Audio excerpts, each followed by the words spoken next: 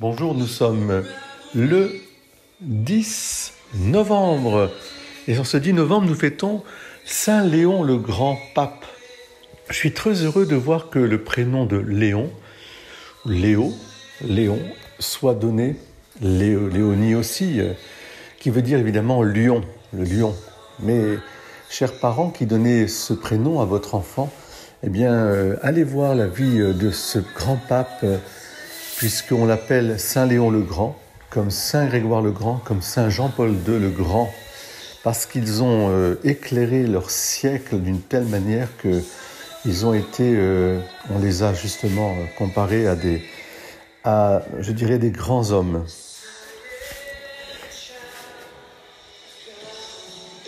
Il a su par sa grande foi unifier l'Église et éviter la propagation des hérésies, notamment en Italie.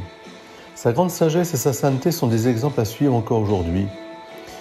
Par exemple, il eut le courage d'imposer une pénitence à un roi qui s'était conduit d'une manière odieuse en massacrant des innocents. Et il a été ferme jusqu'au bout. Et puis nous pouvons penser avec lui à gratitude chaque fois que nous proclamons notre credo, puisque c'est lui qui a fait inscrire vraiment, grâce au credo, dans l'incarnation de Jésus, Fils de Dieu, vraiment homme.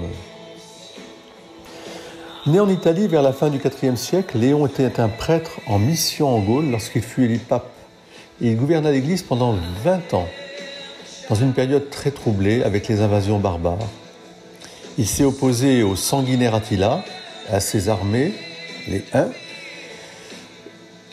Il eut cependant moins de chance 3 ans plus tard avec les Vandales, puisqu'ils pillèrent quand même la ville sainte, même s'il réussit à faire qu'ils épargneront les chrétiens.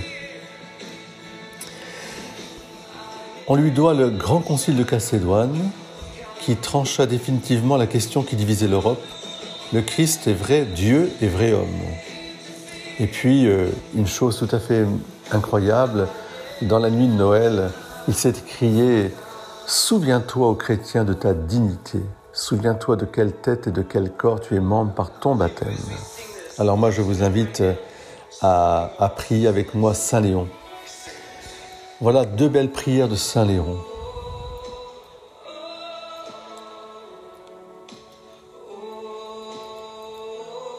Puissance admirable de la croix, gloire inexprimable de la passion.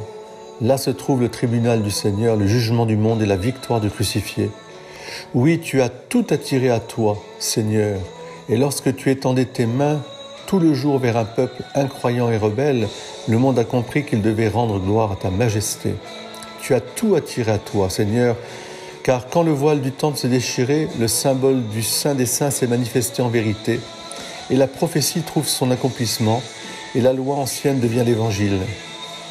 Tu as tout attiré à toi, Seigneur, afin que le culte de toutes les nations soit célébré en plénitude par le mystère qui, jusqu'alors voilé sous les symboles dans un seul temple en Judée, est enfin manifesté ouvertement. Car ta croix est la source de toutes les bénédictions, la cause de toute grâce. De la faiblesse de la croix, les croyants reçoivent la force. De son opprobre, la gloire, de ta mort, la vie. Merci, Seigneur. Bonne fête à tous les Léos, à tous les Léons, à toutes les Léonies. Amen. Dieu vous bénisse.